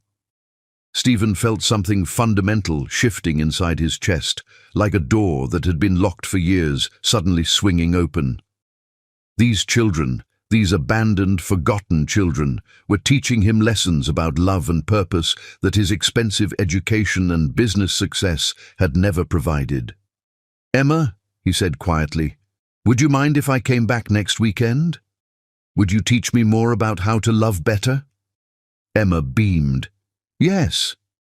And maybe if you learn really well, Miss Rachel won't be sad anymore." As Stephen prepared to leave an hour later, Mrs. Patterson walked him to the door. "That was unexpected," she said quietly. "What was?" "Watching you with the children." You listened to them, really listened. You let an 8-year-old teach you things most adults would be too proud to learn. Stephen thought about Emma's wisdom, about the hope in Marcus's eyes, about the way these children had opened their hearts to a stranger simply because he belonged to someone they loved. "They're remarkable," he said. Rachel has built something incredible here." "She has," Mrs. Patterson agreed. "But Mr. Hendry, I need you to understand something. These children have been disappointed by adults before. If you're going to be part of their lives, if you're going to let them care about you, then you need to be reliable. You need to be someone they can count on." Stephen met her gaze steadily. "I understand. And Mrs. Patterson, thank you. Thank you for giving me a chance I don't deserve." As Stephen drove home, Emma's words echoed in his mind. "Maybe she could teach you how to love better if you asked nicely." For the first time in weeks, Stephen felt something other than despair. It wasn't hope exactly. That seemed too presumptuous after everything he'd destroyed. But it was possibility. The possibility that love wasn't a finite resource that could be used up, but a skill that could be learned, practiced, and improved. He had no idea if Rachel would ever forgive him. He had no idea if their marriage could be saved. But he knew with absolute certainty that he wanted to become the kind of man these children believed he could be. The kind of man who deserved to love an angel like Rachel Casey. That night, as Stephen sat in his empty mansion planning ways to help the orphanage, he had no idea that Rachel was across town tucking Emma into bed, and that the little girl was praying for something that would change all of their lives forever. Chapter 9. The Long Road to Redemption. 9 months after Rachel Casey had walked away from a billionaire's fortune, Stephen Hendry had learned that becoming worthy of love was the hardest work he'd ever done, and the only work that truly mattered. The November rain drummed against the windows of St. Catherine's Orphanage as Stephen sat cross-legged on the floor of the reading room, surrounded by 8 children between the ages of 4 and 7. In his hands was a worn copy of The Giving Tree, a book he'd never read as a child but had come to understand as an adult who'd spent his life taking instead of giving. "And the tree was happy," Stephen read, his voice soft and steady, "because she had given everything she could give." Little Tommy, a 6-year-old who'd arrived at the orphanage just 3 months ago, raised his hand. "Mr. Stephen, why did the tree give away all her branches and her trunk? Wasn't she sad to have nothing left?" Stephen looked into Tommy's earnest face and saw himself reflected there, a soul trying to understand the difference between love and loss, between sacrifice and foolishness. 9 months ago, he would have given a business answer, something about investment and returns. Now, he'd learned to speak a different language. "Sometimes, Tommy, when you love someone very much, making them happy is more important than keeping things for yourself." The tree wasn't sad because she knew her gifts had helped the little boy have a good life. "Like how Miss Rachel gave away her money to help us?" asked 6-year-old Lily, her pigtails bouncing as she nodded with understanding. Stephen's breath caught. Even the youngest children knew about Rachel's sacrifices. "Yes, exactly like that." "She must have loved us very, very much," Tommy said thoughtfully, "almost as much as she loved you." The simple truth in those words hit Stephen like a revelation. Rachel had loved him, really truly loved him, and instead of cherishing that gift, he'd treated it like something he was entitled to, something that would always be there no matter how badly he behaved. "More than I deserved," Stephen said quietly. Emma, still 8 years old but somehow wiser after 9 months of watching Stephen's transformation, looked up from her colouring book where she'd been creating a masterpiece of purple elephants and golden trees. "Mr. Stephen, do you remember what I told you about love gardens?" That you have to water them every day, or they die, Stephen recited, amazed at how clearly he remembered every conversation he'd had with these children over the past 9 months. Exactly, Emma beamed. And guess what? I think your love garden is growing again.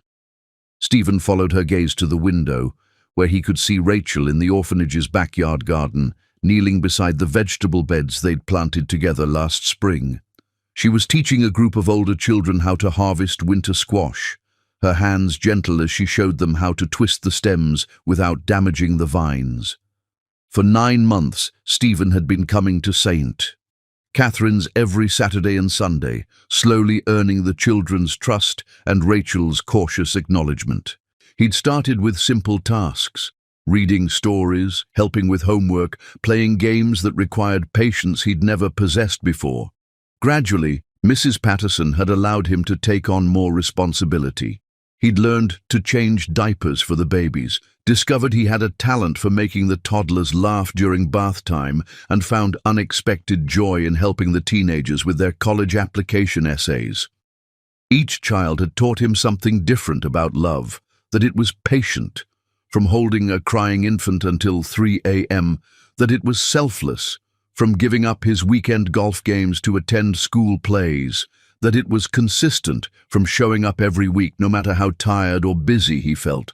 But the most important lessons had come from watching Rachel. She moved through the orphanage like sunlight made human, bringing warmth and joy to every corner she touched. Stephen had observed her from a respectful distance, learning the rhythm of her days, the way she made each child feel special and seen. She never played favorites, but somehow every child believed they were her favorite. She never raised her voice, but her quiet words carried more authority than any shout. She never promised what she couldn't deliver, but she delivered more than anyone could expect. "Mr. Stephen," Marcus interrupted his thoughts, "are you going to help us with the Halloween decorations today?" Marcus was 14 now, the boy Stephen had met on his first visit who'd wanted to study engineering. Over the months, Stephen had become his unofficial mentor, helping him with advanced math and physics, sharing stories about building his first company, encouraging the teenagers' dreams of changing the world through innovation. "Of course," Stephen replied, standing and stretching muscles that had grown accustomed to sitting on floors and fitting into child-sized furniture. "What did you have in mind?" "We want to build a haunted house in the basement," Marcus explained excitedly. "Nothing scary for the little kids, just fun, spooky stuff. Mrs. Patterson said you might know about construction and electrical work." Stephen smiled, remembering his early days as an entrepreneur when he'd done everything himself, coding, wiring, building servers in his garage. "I think I can help with that." As the morning progressed, Stephen found himself working alongside 12 children and 3 staff members to transform the orphanage basement into a magical Halloween wonderland. He installed safe lighting systems while the kids painted cardboard tombstones. He built simple mechanical contraptions that made skeleton arms wave while Emma and her friends created ghost costumes from old sheets. The work was physical, messy, and completely different from the sterile boardrooms where he'd spent most of his adult life. His expensive khakis got paint on them. His hands grew calloused from hammering and sawing. His back ached from crawling around connecting wires and testing circuits. And he'd never been happier in his entire life. "Mr. Stephen," Emma called from across the basement where she was hanging paper bats from the ceiling, "Miss Rachel is watching you." Stephen looked up to see Rachel standing at the top of the basement stairs, a basket of sandwiches in her hands for the volunteer workers. She'd been watching him help install a fog machine while surrounded by laughing children, and her expression was unreadable. For a moment, their eyes met across the space filled with Halloween decorations and children's laughter. Stephen saw something in Rachel's gaze he hadn't seen in years, not anger or disappointment, but curiosity, as if she was seeing him clearly for the first time, recognizing someone new in the man she'd once known.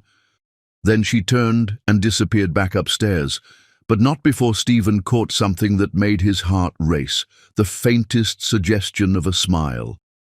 "She's proud of you," Emma whispered, appearing at his elbow like a wise little ghost. "I can tell, because she gets that soft look in her eyes when she watches you play with us. It's the same look she gets when Marcus shows her his report cards or when baby Lucy takes her first steps." "How do you know?" Stephen asked. "Because I love Miss Rachel too," Emma said simply.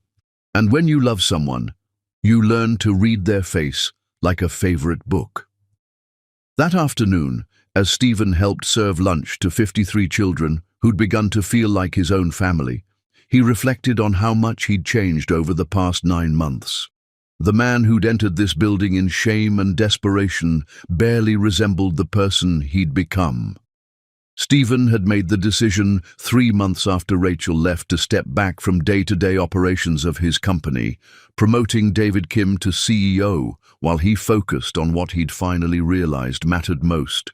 He still attended board meetings twice a week and handled major strategic decisions, but his real work now happened here, with children who taught him that success meant something entirely different than he'd ever imagined. Most importantly, he'd learned to love without expecting anything in return. These children gave him their trust, their laughter, their simple affection, not because he was wealthy or successful, but because he showed up, because he cared, because he'd proven week after week, month after month, that he wasn't going to abandon them. "Mr. Stephen," Mrs. Patterson approached him as he helped clean up after lunch. "Might I have a word?" They stepped into her office, a cozy space filled with photos of children who'd grown up at St. Catherine's and moved on to successful lives. Stephen had learned that this orphanage had one of the highest success rates in the country. 95% of their children went on to college or trade programs, and over 80% maintained contact with the facility throughout their adult lives. "You've been coming here for 9 months, Mrs. Patterson began, settling behind her desk with the same warm authority she brought to everything. "You've never missed a weekend, never shown up late, never promised something you couldn't deliver." "The children deserve consistency," Stephen replied, echoing words Rachel had written in her journal. "They've been disappointed enough." "Indeed they have," Mrs. Patterson agreed, "which is why what I'm about to tell you is so significant. Stephen, the children have voted unanimously to ask you something very important." Stephen's heart raced. "What is it?" Mrs. Patterson smiled, and for the first time since he'd known her, it was a smile of genuine warmth rather than cautious politeness. "They want to know if you'd consider becoming an official volunteer. Not just weekend visits, but a real commitment. Background checks, training, the works. They want you to be part of their family officially." Stephen felt tears spring to his eyes. They want me to stay?" "Stephen, these children have seen more adults come and go than most see in a lifetime. They don't give their trust easily, and they don't ask people to stay unless they mean it. Emma has been talking about this for weeks, convinced that you're different now from the man who first walked through our doors." "I am different," Stephen said with quiet conviction. "This place, these children, they've changed me in ways I didn't know were possible."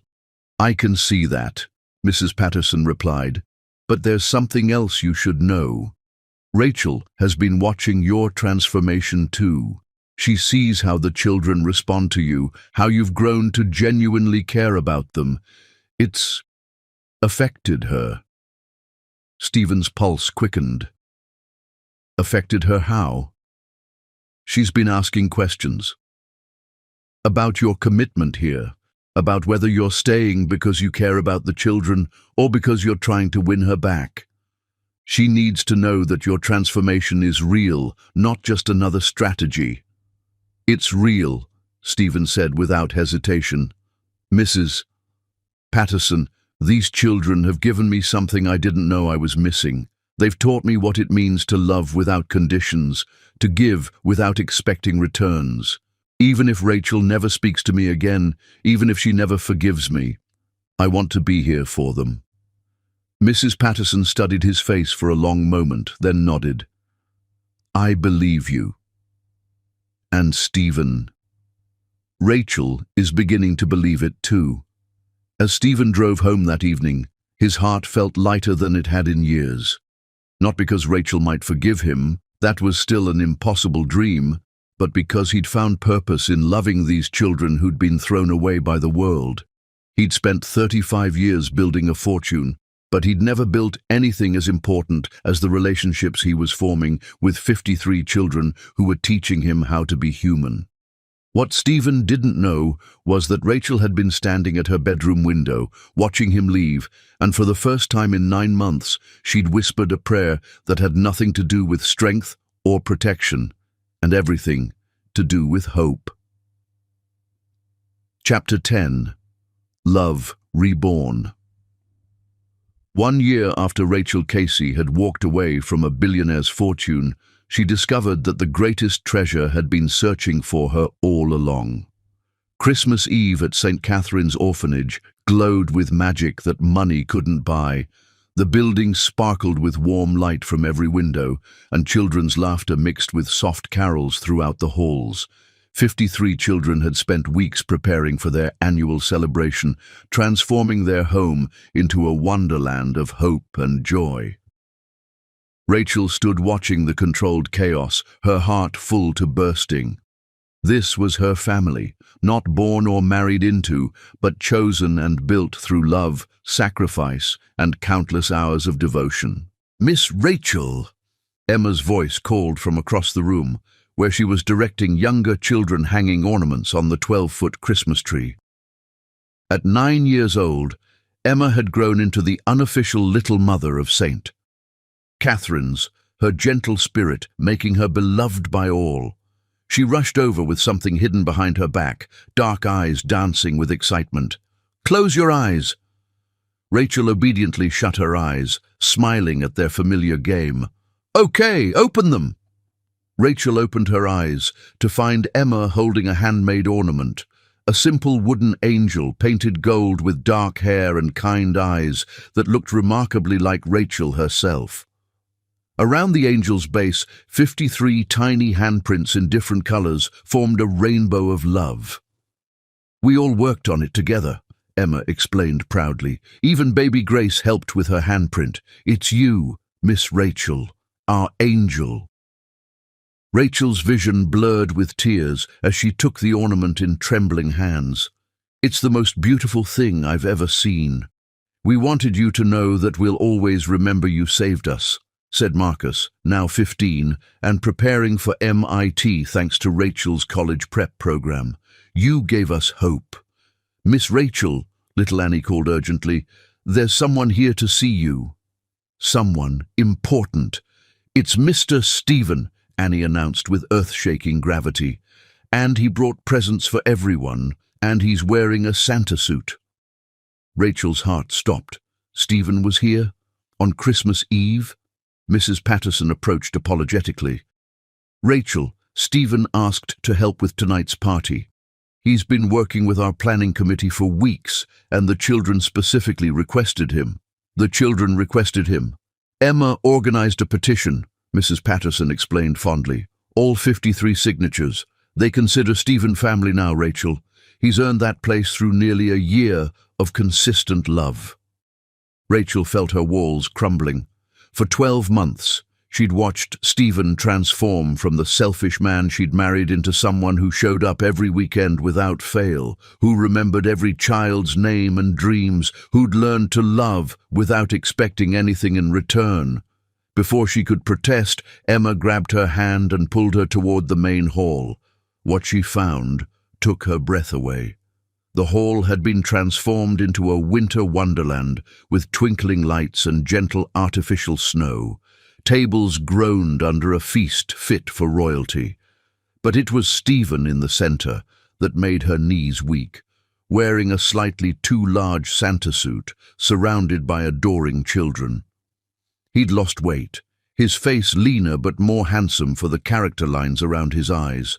He looked nothing like the polished billionaire she'd married, and everything like the man she'd dreamed he could become. "Ho, ho, ho!" Stephen called in an exaggerated voice that made the youngest children giggle. "I heard there were very good children here who deserved special presents."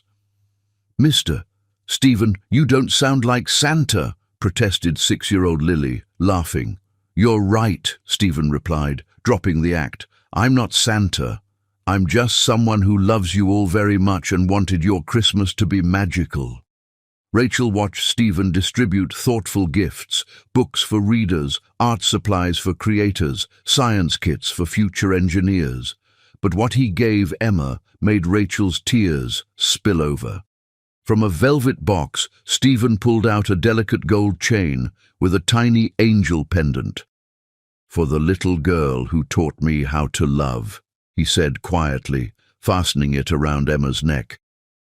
"Thank you for showing me what it means to have a daughter." Emma burst into joyful tears, throwing her arms around Stephen's neck. "Does this mean you're staying forever? Does this mean you're really going to be our daddy?" Stephen's eyes found Rachel's across the room. "That depends on whether angels believe in second chances." The room went quiet except for soft Christmas music. Every child, every staff member watched the moment unfold between Stephen and Rachel.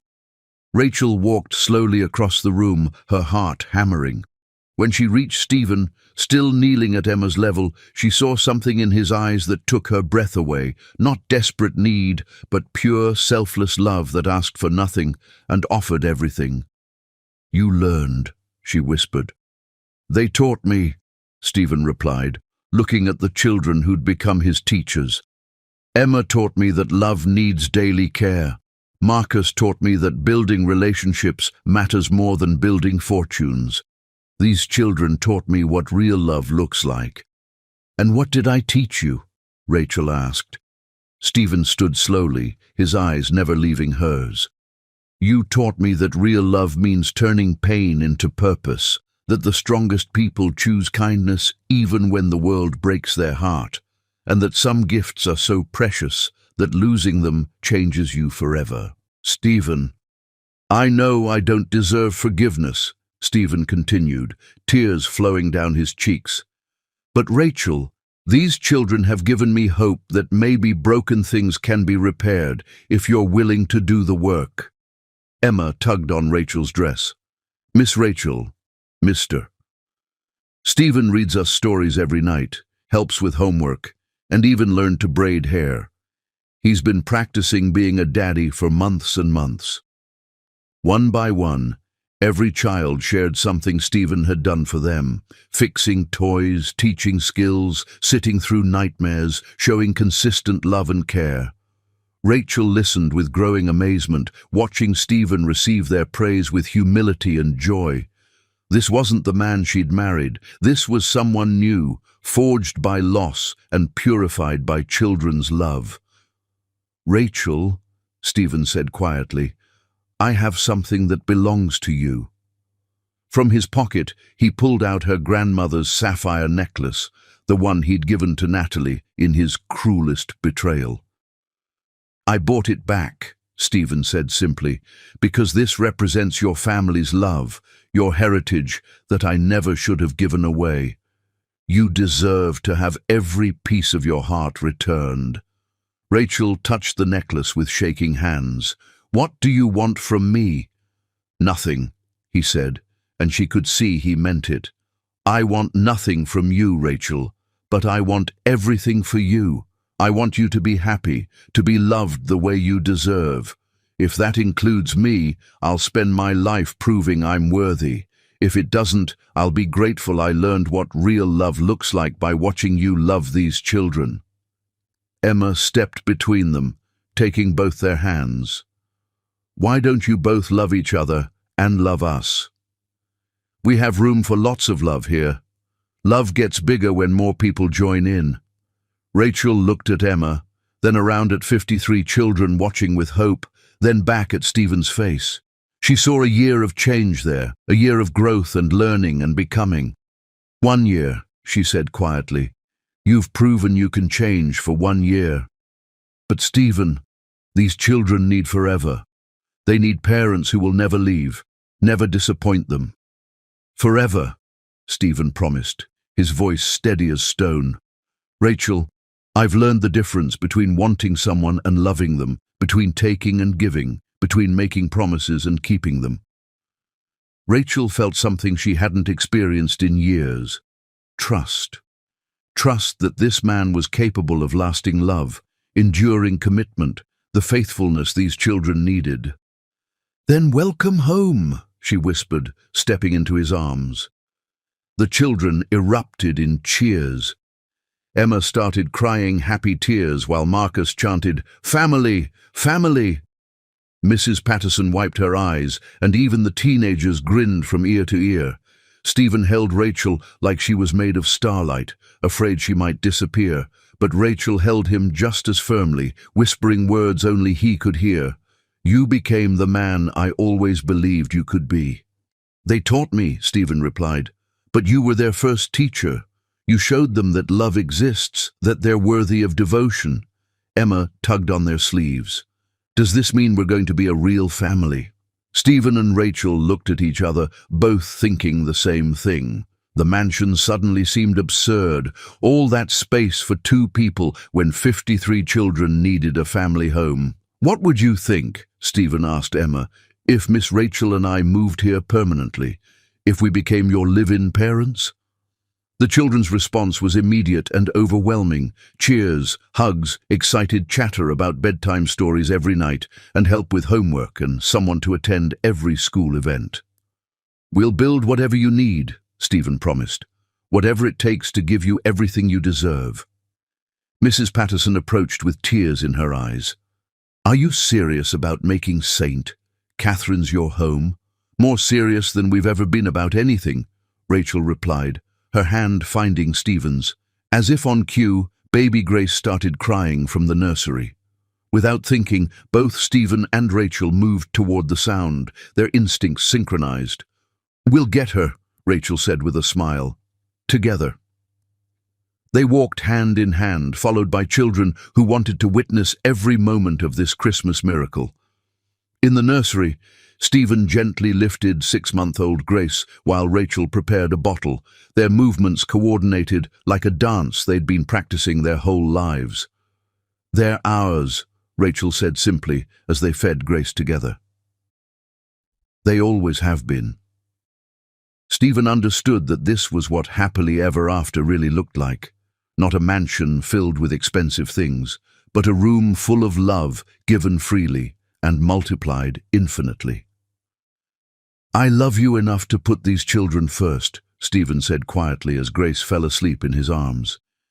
"To spend my life proving that some mistakes can become the greatest blessings."